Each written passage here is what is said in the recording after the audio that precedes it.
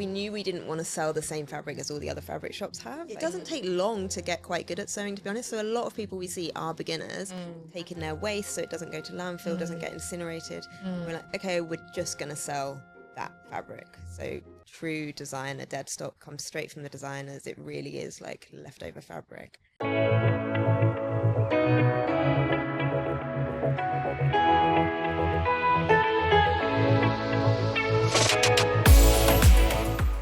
Quick announcement before we get into the episode of the day. If you'd like to sponsor an episode of the podcast, send an email to kimdaydesigns@gmail.com and we can discuss all the details of possibly working together. Hello and welcome to the Fabric of Success podcast, a show where I have real conversations with people in the fashion industry who have taken an idea and turned it into a thriving business. My name is Priscilla of Kim Dave. I'm your host. But my guest today is someone that we're going to get to know her together because it's a brand I honestly admire. I like how true, how real, how authentic, and how they really show you the process of evolution. And we have one of the co-founders with me today. Hi, Rosie. Hi. So nice to be here. Thank you. Thanks for coming. Thanks for coming. So my name is Rosie Scott, and yeah, I'm one of the co-founders, still one of the directors of the new craft house. We are primarily now a Deadstock fabric shop, and we also run sewing workshops. And yeah, that's me, I guess. You make it sound so low-key. Guys, it's a whole place. I've been there twice. Yeah. We even made like the film there, which I can't wait for you to see. Yeah, I That's really want to see really that. good. Yeah. I will show you like a sneak peek later on, but it's like a whole thing, very nicely organized. Like when you walk into the space, you feel inspired. Yeah. Was that what we want. intentional? Definitely, yeah. And like we had a lot of experiences in fabric shops, especially in London, to be honest, that weren't very positive. Like often we would walk in and feel a bit judged by the staff, and like if you didn't know a particular fabric, they wouldn't really want you to ask questions, and like we didn't want that to be the vibe ever. So we wanted people to come in, feel inspired, but also just feel really welcomed and like encouraged with their sewing, not discouraged. So yeah, glad to hear. It's nice. It is a creative, like making clothes is a creative thing. So I think it's really cool how you guys curate a space that encourages that creativity. Even if the person's a beginner or an experienced designer, everyone is welcome. Because like it doesn't take long to get quite good at sewing, to be honest. So a lot of people we see are beginners. And Hannah, like my business partner, and I, like, we properly started sewing in our 20s. It isn't like we've been sewing forever. We're not professionally trained. Like anybody can learn to sew and become really good. So yeah, we love encouraging beginners. It's interesting you say you're not professionally trained. Like, what's your background? Okay. I am so curious. Okay, so to be fair, like my mum has always sewn. Okay. And like my family in general are quite creative. And she did teach me when I was little, sort of just a few little things. And then I did textiles GCSE, which was bad. I think I made a curtain or something. I don't know. But I didn't sew clothes until I graduated university. So I did psychology, like nothing related at all at university. And then I started sewing clothes when I was about 22. Yeah. Just because I didn't, to be honest, because I didn't have a job. I'd graduated, was unemployed, was living with my parents, had nothing else to do. I was like, okay, there's a sewing machine here. I'll just start sewing. So yeah, that's my background. It's nothing textile fabric based at all. I mean, they say these days that the granny hobbies are giving people 8 years extra in their lifespan. Really? So yeah, I saw it somewhere online and I was like, oh, so I guess sewing and crafting. Totally. Yeah. And you feel that when you do it, like you feel mindful and brain slows down. Definitely good for you. Okay. Would you describe yourself then as a risk taker? Because in my mind, and based on what everyone is saying about, like, you know, business and fashion, is like, oh, go online, curate your work on the internet, have a website, don't have a shop. Would you say it was a huge risk getting the physical space? Yes, it was. And it kind of happened gradually. So we did actually start totally online. Okay. And because we were doing this when we were so young, like we actually started the business officially when we were like 25, 26, so about 10 years ago. And it was for something slightly different. Like we were making craft kits. They were like really popular at the time. So it was craft kits that we were selling online and also at like craft fairs.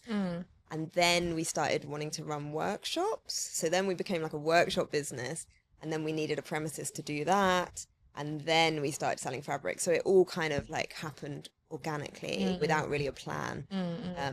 So the shop we're in now is quite a large space, and especially to rent something like that in London was definitely a risk. Yeah, it was a big jump, and we had to think, okay, we think we can sell fabric, we think we'll actually get people here and we'll make use of the space, and it was definitely a risk.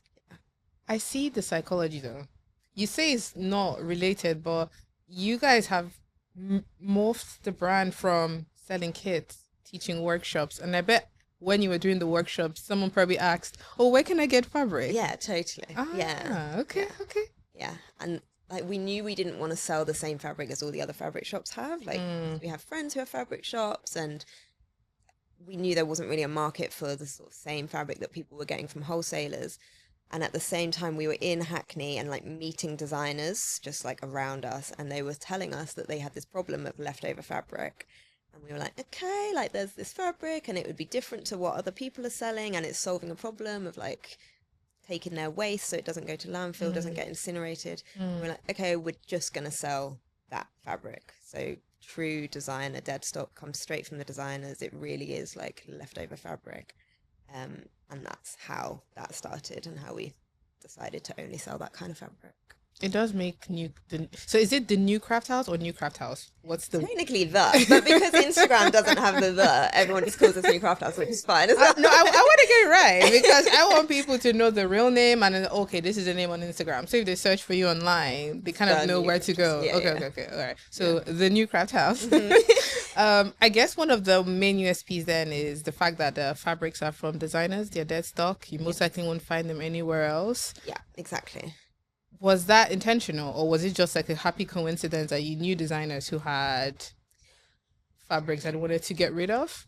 It was a bit of both. We were looking for a more sustainable option for fabric. We knew we didn't want to sell like fabric that had been produced new. We didn't want to contribute to the problem of like new fabric production. And we were meeting these designers. So it kind of all just fell into place at the right time. And the first designer that we met that had fabric was Band of Outsiders. And they were in Nettle House, which is like right next to us. And actually Hannah's got a dog, and we just met one of the creative directors, I think it was, like he was also walking his dog, and we were chatting, and he said, I've got a whole cupboard full of fabric. And we were like, okay, we'll buy it all. That will be like our first lot stock. So that was kind of the test, and everyone loved it. Like the thing about these designers' fabrics is it's often really unique. Like they were having designs printed just for them. Like they were actually designing them in house and getting them made. Like no one could get them anywhere else. They had like really cool animal prints, like sharks eating people and stuff, just like more unusual fabric, which people really wanted. And the nice thing about it as well is that it's limited. So often we'll only have a handful of meters of fabric, so someone can feel like really special about getting that fabric. I got the last time I was in New Craft House, I got this leather lace. I don't even know how to describe the fabric. I saw it, I fell in love, and my friends with me, they're like, oh, we don't know about this one. What are you going to make? And I was like, don't worry, trust me. And I made this slip dress, really simple, like a simple cuts, like skinny straps.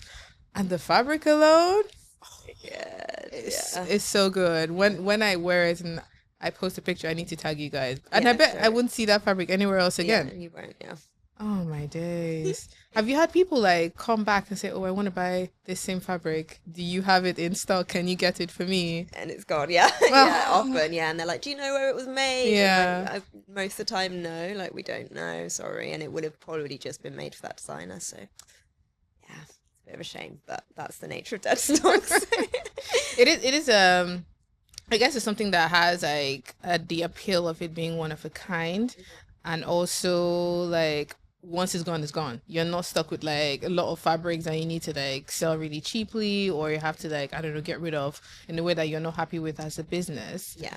At the moment, would you say having the shop or the store generates more revenue than the website? No, nowhere close actually. Like it is growing. Like 'cause at the start of this year, we started opening the shop 5 days a week. So we're just closed on Mondays, Tuesdays now. Before that, it was only really weekends. It's like kind of grown slowly. So the revenue from the physical shop is definitely growing, but it's still it's still like less than 20%. Yeah, somewhere between 10 and 20%. Well, it gives people a place to go to. Yeah, exactly, and we love that. And a lot of people really appreciate actually being able to feel the fabrics, see them in person, and even if they just come and visit us once in the year, like I think that's really nice for them to be able to see the fabrics that they've seen online. Like, we get a lot of people traveling like from Scotland or even like abroad and say like I've come here especially, and that's like a really nice treat for them. I think that's really important actually. And you also have like the workshops that you run, the events, the socials. I really love those. I wish I was closer to the store. I would come more often, because the first time I went to New Craft House was a sewing prom.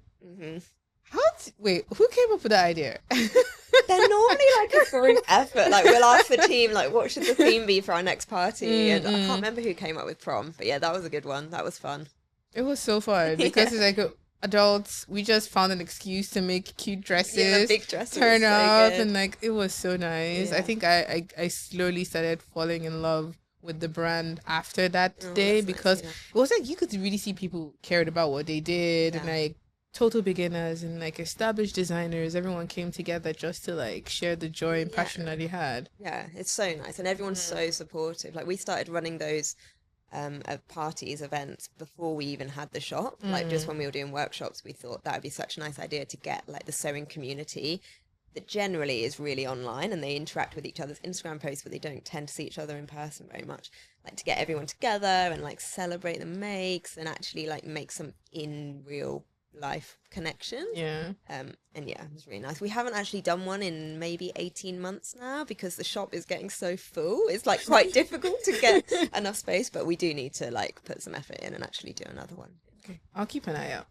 I'll be there. We've talked about New Craft House for a bit now. I want to talk more about you. Okay. I want to get to know you, Rosie. So like we're on a date. Because I think it's important to understand the brains behind a business to understand a lot of the values a lot better. Don't know if that makes sense, but you started this business with is it Hannah or Anna? Hannah, Hannah, okay. When you were 25, have you changed since you started the brand with her? Well, like me personally, yeah, totally. I mean, Hannah and I actually are friends from school. Like, we've known each other since we were 12.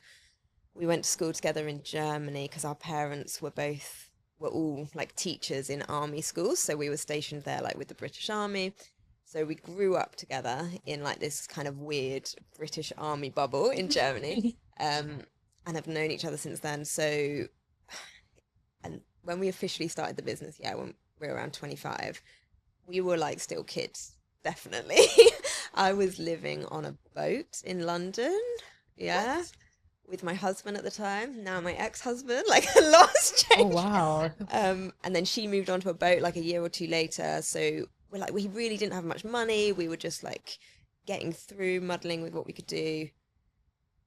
And we were children, basically. And now we've both got kids. We've both got houses. Like, life feels a lot more settled and the business feels a lot more settled. And that's a really nice thing, actually. Is this something you see yourself doing with her for another couple of decades, or is there a plan to switch off to something else? Because you started off doing something entirely different, it's true. And it's changed into this. So is that like you just see how it goes, or is like, okay, let's slug this out together? The plan is definitely to do it. There is no other plan. Like, we always say, like, we could never get a real job. Like, how could we have someone else tell us what to do? Like, we've just done this, and we love it. Like, we're not looking for the next thing. Like, we genuinely really care about the business. We care about the people who work with us and like our customers. It is the only plan, definitely. I mean, who knows what can happen, but it's the only plan currently. Okay. If you could say something to 25-year-old Rosie, what would you tell her, knowing what you know now? It can be business, it can be personal, just the first thing that comes to your mind. I just tell her and Hannah that like it does all work out and it will be okay, and like everything that we're doing will be worth it. Because there were moments when it felt like this isn't worth it. Like, we had basically no income. We would take like £400 a month each just to like, so we could eat a little bit. we were living on boats. And we were like, well, we've both got degrees. We're like smart enough. We could get a job that actually gave us a salary, you know, like, should we be doing that? And we didn't ever decide to do that because we had this belief that it would work. But yeah, I'd tell us that we were right and it was going to be okay. I feel like I just wanted someone to say that to me, and I just used that question as an excuse.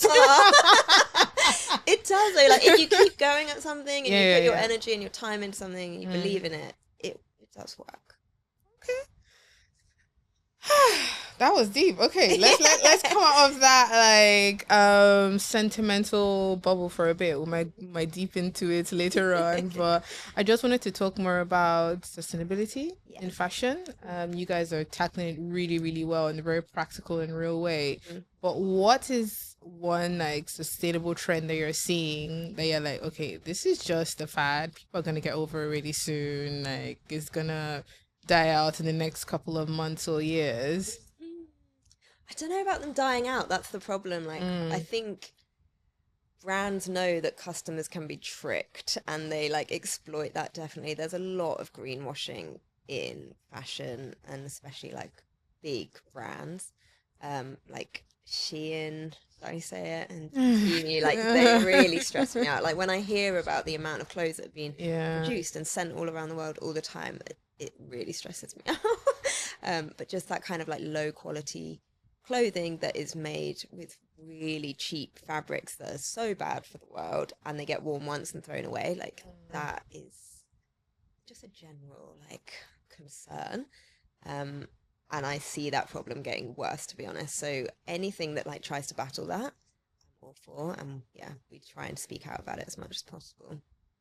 There's only so much space we have. Yeah, I feel it's only a matter of time before the waste will overtake us. So like I think being intentional as business owners, entrepreneurs, especially in fashion, like doing something about it, whether it's having a conversation or like stocking fabrics that otherwise would have ended up, I don't know, it's someone's bin somewhere. That's you're being like a solution provider. Yeah, Going really in the right direction. Yeah. And encouraging people to like really care about the clothes that they wear and they make as well. That's partly why we do the workshops, teaching people how to sew, because I think if you actually care about the clothes that you make and you wear, then you'll look after them, it'll last for longer. You know, people don't need this like huge big turnover of clothes all the time.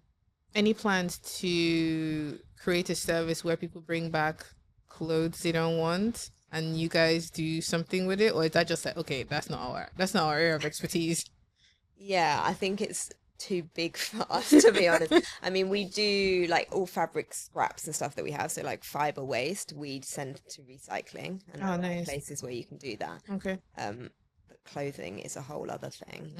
Because it's like taking it apart, the trims, the buttons. What do you do with all of I have all no of that? idea, to be honest. Yeah, and separating the different fiber types, because I know some places will mix everything and it will like get shredded up to this thing called shoddy, and then it can get used in like car seat padding, stuff like that.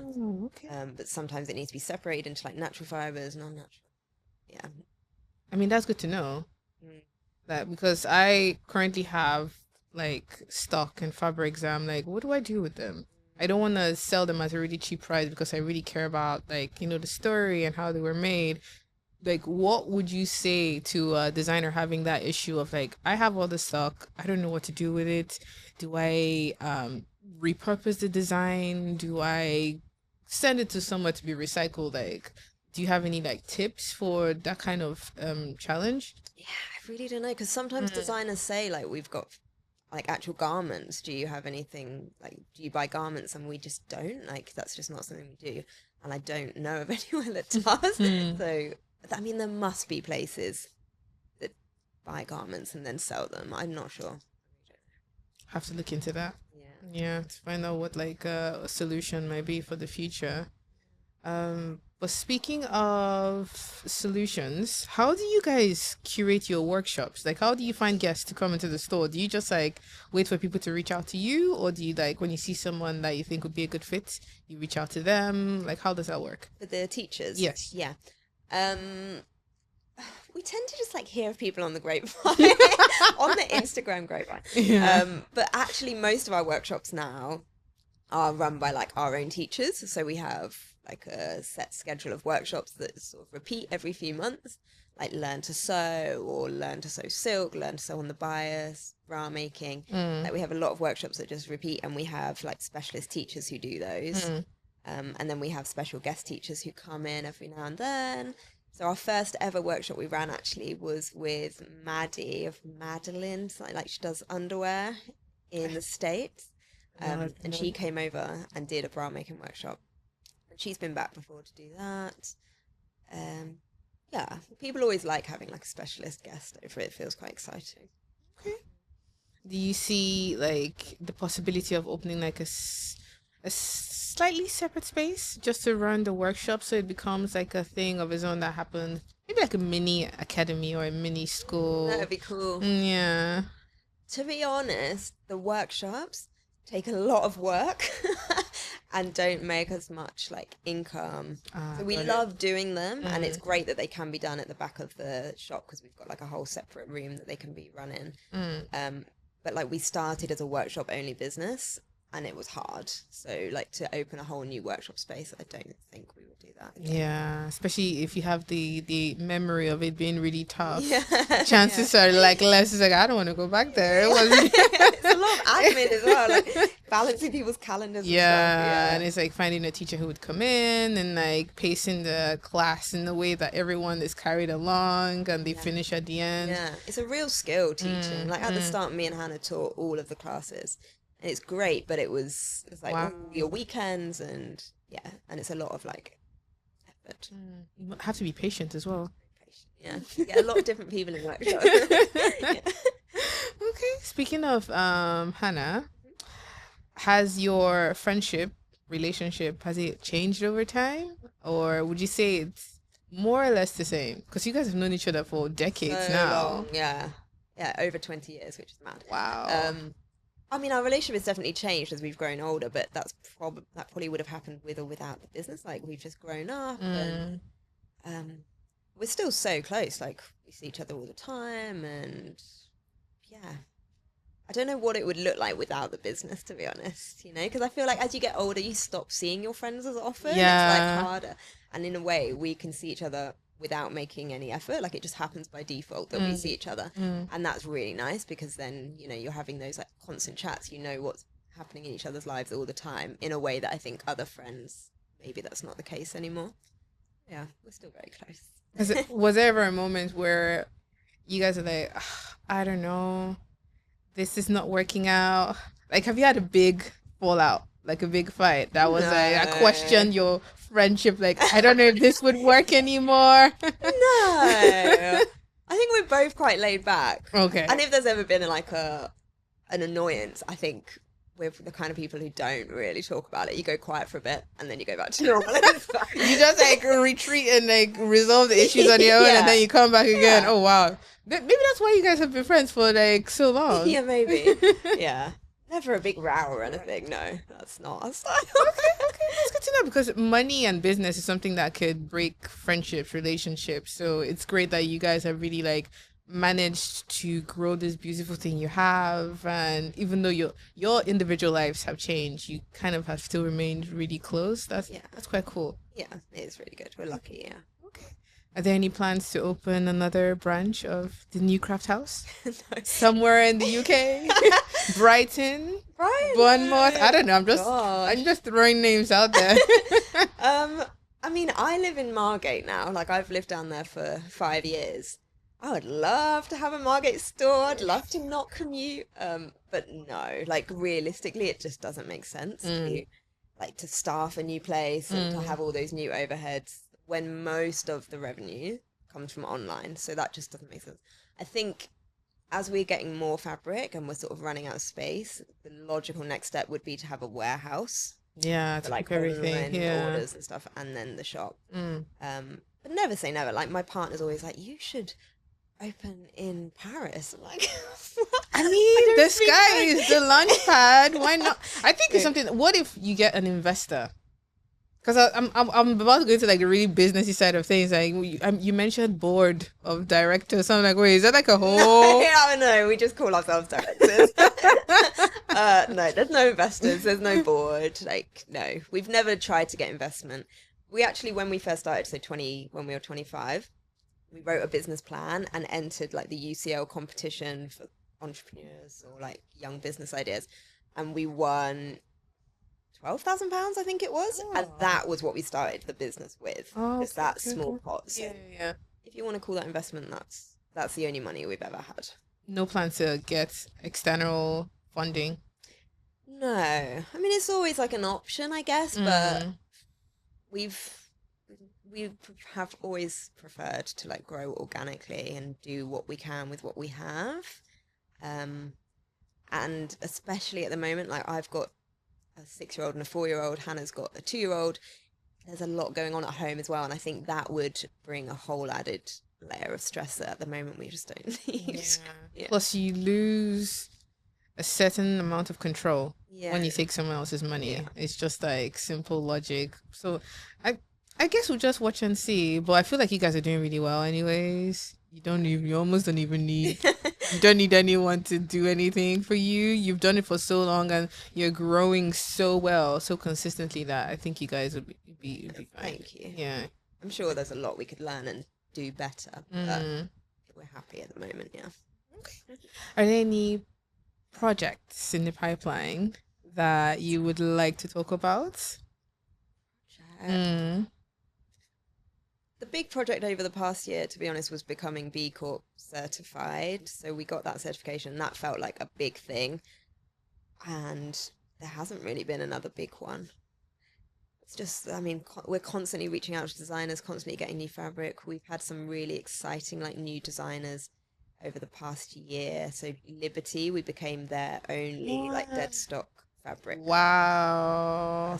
That is cool. Yeah, so we buy all of the Liberty Deadstock now that comes straight from like their own production lines. So it's not actually the stuff that they've been selling as fabric, it's the fabric they've had produced for their own lines. Their own clothes and stuff. So we have like their pajama fabrics and the collaboration they did with Adidas. We've got some of those like jerseys, really cool Liberty fabrics. So that was really exciting. And then in the past month, we started stocking Beyond 9 linens, which everyone has like loved, and they said we could use their brand name because a lot of designers don't want us to share. Yeah, that is from them. Yeah, so it's nice when we can, like with Liberty Beyond 9 we've been able to. Okay. Oh, looking forward to that. I was gonna get there was this like stripe share, was it cotton, was it chiffon, butter yellow, black and white. I went back to get it the other day and it was gone, and I was just like, no. They really sell out very quickly. A lot of the fabrics, like sometimes we'll just have 2 meters or something. Yeah. Wow. Oh, that's good though. It means that if people are buying it online, there is an audience for Deadstock fabric, and if it's going really quickly, you guys are doing something right. Yeah, definitely doing something right. Well, that was it. So quick, so easy, but I'm not letting you go that easy. There is a round of rapid fire questions that I didn't share with you, but I think it's always fun to add because that way kind of have like a fun segment at the end. So some of them are this or that. You just like answer one. You don't have to like give a reason for it. The first one is lace or leather. What says I mean business more? You know what? I really love leather at the moment. Like we got a lot of leather in a couple of years ago and I've been making my way through it. It's so fun to sew with. Yeah, I made like a leather dress. I'd say leather. Yeah. Leather. Okay. Would you rather wrestle with tool or babysit a beginner with a glue gun? Just now I was like, oh God.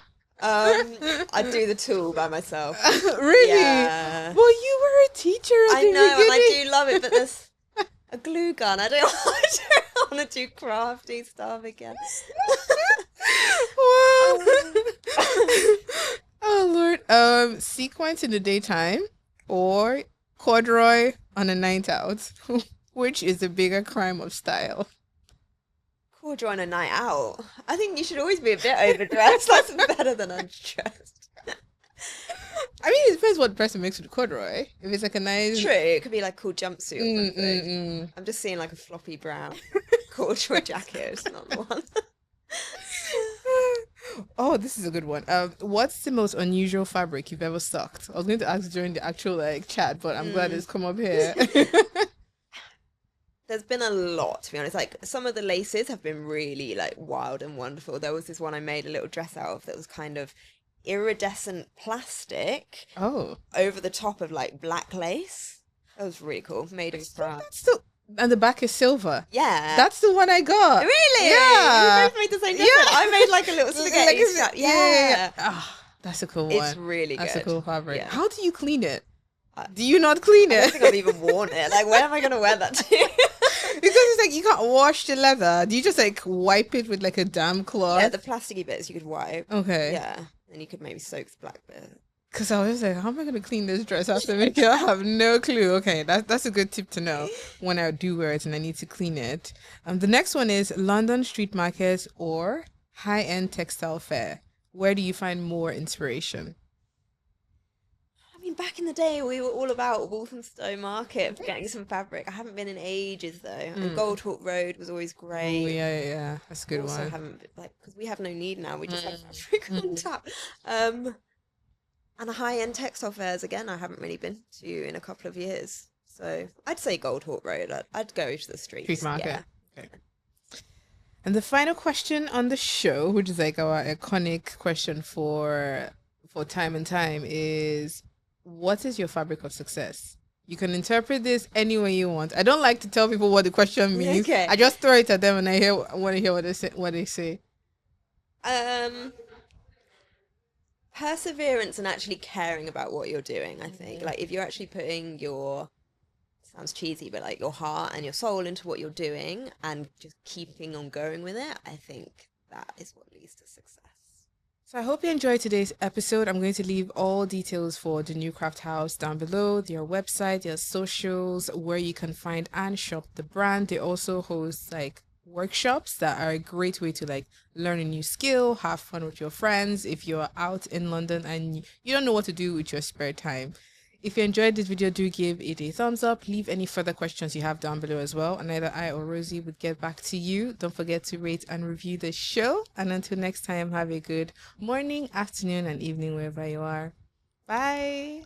My book recommendation for the week is one that I'm currently reading, and I'm learning practical things that I'm actually applying in real time in my business, and I'm actually seeing results. So it is Diary of a CEO by Stephen Bartlett. He owns the infamous The Diary of a CEO podcast, and the book basically shares, honestly, I think ways, tips, and laws that if you're someone who wants to grow a brand that will be memorable and have a long-term success, it's a book I highly recommend. So I'm going to link it down below. If you've read it, let me know your thoughts in the comment section down as well. And I hope you find it helpful as much as I am. If today's episode helped you, share it with someone building your own fabric of success.